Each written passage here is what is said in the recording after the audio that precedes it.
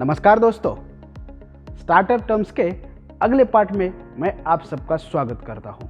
पिछले 3 पार्ट में हमने कुल मिलाकर 30 स्टार्टअप टर्म्स को एक्सप्लोर किया है। आज भी इस पार्ट में हम कुल मिलाकर 10 स्टार्टअप टर्म्स को एक्सप्लोर करेंगे। तो बने रहिए मेरे साथ। मैं हूं Shivraj Patil, founder and CEO ROValley.com।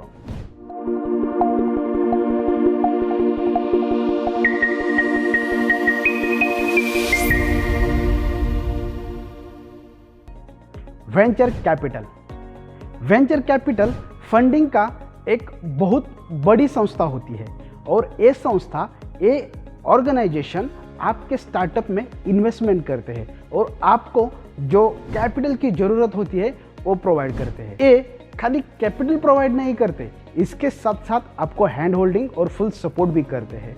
Technology का सपोर्ट हो, मार्केटिंग का सपोर्ट हो, ये सारा सपोर्ट करने का काम एक वेंचर कैपिटल करता है। उसे हम VC भी बोलते हैं। ESOPs यानी एम्प्लॉय स्टॉक ऑप्शन, ये उन एम्प्लॉय को दिया जाता है जो आपके स्टार्टअप में सबसे शुरू से काम कर रहे होते हैं।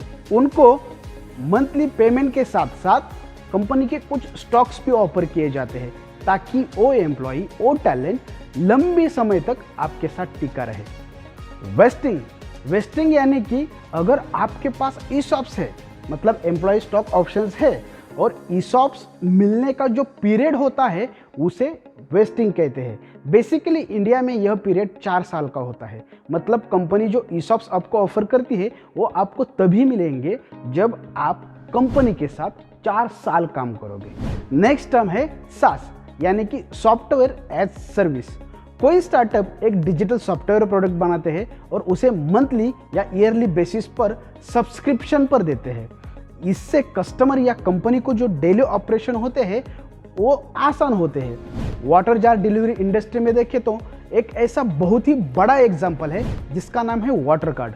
अगर आपका वाटर जार डिलीवरी का बिजनेस है तो आपको मालूम ही होगा कि रोज के जो ऑपरेशन होते हैं उसे ट्रैक करना कितना मुश्किल होता है।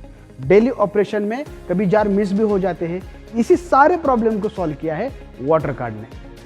आप इसे प्ले स्टोर से या ऐप स्टोर से भी डाउनलोड कर सकते हो और इसे यूज करना बहुत ही आसान है। नेक्स्ट है seed fund. Seed fund angel investor के बाद आता है।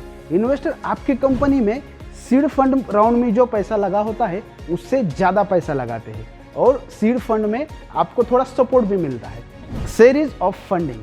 सीड फंड के बाद जितनी भी फंडिंग होती है उसे सीरीज ऑफ फंडिंग कहते हैं। उसमें series A, series B, series C, series D, series E, series F ऐसे सीरीज होते हैं और उसके बाद कंपनी IPO की तरफ जाती है। स्वीट इक्विटी, ये इक्विटी आपके कंपनी को जो लॉयल और मेहनती एम्प्लॉय है उसको दी जाती है। ये आपका एडवाइजर हो सकता है या कोई मेंटर भी हो सकता है।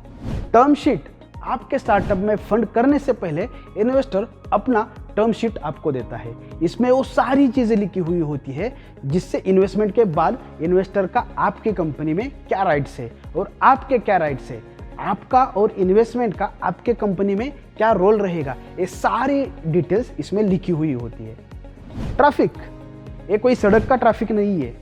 आपके स्टार्टअप में कितने डेली, वीकली या मंथली यूजर होते हैं या कितने लोग आपके वेबसाइट या शॉप को विजिट करते हैं उसे स्टार्टअप की दुनिया में ट्रैफिक कहते हैं। पिच डेक, इन्वेस्टर इन्वेस्टिंग करने से पहले आपका पिच डेक देखना पसंद करता है। एक बढ़िया सा पिच डेक इन्वेस्टिंग और भी आसान करता है और इन्वेस्टर को इम्प्रेस करता है।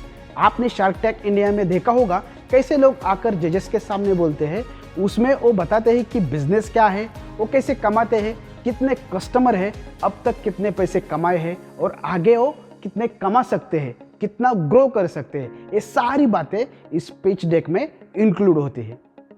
तो दोस्तों, आशा करता हूँ कि स्टार्टअप के ये टर्म्स आपको समझ में आ रहे हैं। अगर आपको कुछ इसके बारे में क्वेरी है तो कमेंट बॉक्स में बिंदास लिखिए, मैं वहाँ आपको रिप्लाई जरूर करूँगा। स्टार्टअप टर्म्स का 5वां पार्ट अभी बाकी है, वो मिस ना हो जाए, इसलिए इस चैनल को सब्सक्राइब जरूर करिए। मिलते हैं अगले वीडियो में। This is Shivraj Patil, signing off.